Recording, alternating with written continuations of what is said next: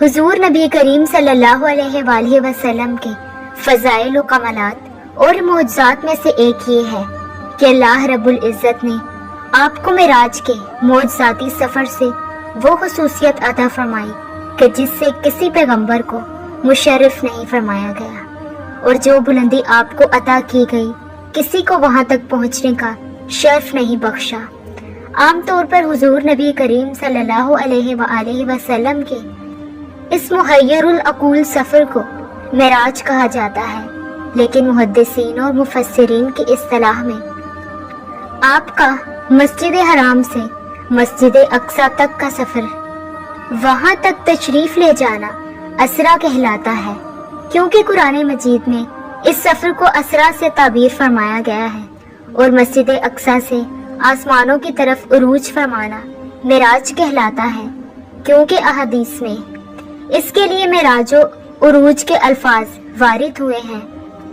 لہٰذا اسی وجہ سے مسجد حرام سے بیت المقدس تک کا سفر اسرا کہلاتا ہے، اور مسجد اقصی سے آسمانوں تک معراج ہے، اور آسمانوں سے مقام کعبہ کا وسیم تک عراج کہلاتا ہے۔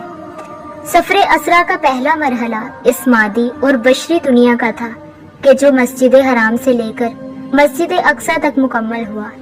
اعلان نبوت کے تقریباً 12 سال بعد آپ اپنے چچا اور اپنی بہن ام ہانی بنت ابی طالب کے گھر سو رہے تھے۔ جبرائیل امین علیہ السلام آپ کے پاس حاضر ہوئے، نیند سے بیدار کیا اور آپ کو زمزم کے پاس لے گئے۔ اس کے بعد سواری کے لیے جنتی براق پیش کیا، جو گدھے سے بڑا اور خچر سے تھوڑا چھوٹا تھا۔ اس کا رنگ سفید تھا اور برق بجلی کی رفتار سے چلتا تھا۔ اس کا ہر قدم حد نظر پر پڑتا تھا۔ آپ صلی اللہ علیہ وآلہ وسلم کو براق پر سوار کیا گیا اور جبرائیل امین آپ کے ساتھ ساتھ چلے۔ آپ کی پہلی منزل مدینہ طیبہ تھی۔ جبرائیل امین نے عرض کیا کہ آپ ہجرت کر کے اسی جگہ آئیں گے۔ آپ نے وہاں اتر کر 2 نفل ادا کیے، جہاں پہلے انبیاء اپنی سواریاں باندھا کرتے تھے۔ پھر آپ صلی اللہ علیہ وآلہ وسلم کو خوش آمدید کہا گیا۔ پھر نماز کے لیے صفیں بند گئیں۔ آپ نے پیغمبروں کی امامت فرمائی۔ پھر آپ کے سامنے 3 پیالے پیش کیے گئے، ایک میں پانی، دوسرے میں دودھ اور تیسرے میں شراب تھی۔ آپ صلی اللہ علیہ وآلہ وسلم نے دودھ کا پیالہ اٹھایا۔ جبرائیل امین نے مبارکباد دی۔ آپ نے فطرت کو اختیار کیا۔ اسرا کے بعد عروج شروع ہوا، جو اس پہلے سفر کا دوسرا مرحلہ تھا۔ یہ فضا اور خلا کا سفر تھا، جو مسجد اقصی سے پہلے آسمان تک مکمل ہوا۔ پھر دوسرے سفر کا پہلا مرحلہ شروع ہوا۔ یہ عالم سماوات کا سفر تھا، جو پہلے آسمان سے 7ویں آسمان تک مکمل ہوا۔ اس مرحلے میں جب آپ صلی اللہ علیہ وآلہ وسلم پہلے آسمان پر پہنچے تو فرشتوں نے آپ کا پرتپاک خیر مقدم کیا۔ اس مرحلے میں آپ نے بہت سے مشاہدات فرمائے۔ دوسرا مرحلہ 7ویں آسمان سے سدرۃ المنتہا تک مکمل ہوا۔ سدرۃ المنتہا پر تمام خلائق کا علم ختم ہو جاتا ہے، کیونکہ اس کے پار جو ہے وہ غائب ہے۔ نیچے سے جو کچھ جاتا ہے وہ یہاں لے جایا جاتا ہے، اور اوپر سے جو احکام الہی آتے ہیں انہیں یہاں وصول کر لیا جاتا ہے۔ اسی مقام پر آپ کو جنت کا مشاہدہ کرایا گیا۔ یہاں ایک درخت کے نیچے ایک بوڑھے بزرگ پر حضور سرور عالم کا گزر ہوا کہ جن کے گرد بہت بڑا گنبد ہے۔ آپ نے فرمایا کہ یہ کون ہے؟ لہٰذا جبرائیل امین نے عرض کی کہ یہ آپ کے دادا حضرت ابراہیم علیہ السلام ہیں۔ آپ نے ان کے قریب جا کر انہیں سلام کیا۔ ابراہیم علیہ السلام نے سلام کا جواب دے کر جبرائیل امین سے پوچھا کہ یہ کون ہے؟ انہوں نے عرض کی کہ یہ آپ کے صاحبزادے محمد صلی اللہ علیہ وآلہ وسلم ہیں۔ لہٰذا آپ نے بھی سلام کی اور مرحبا کہہ کر حضور کے لیے خیر و برکت کی دعا فرمائی۔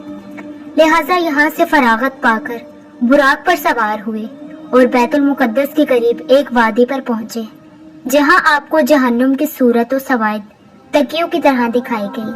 جبرائیل امین نے پوچھا کہ حضرت آپ کو جہنم کی کیفیت کیسی محسوس ہوئی؟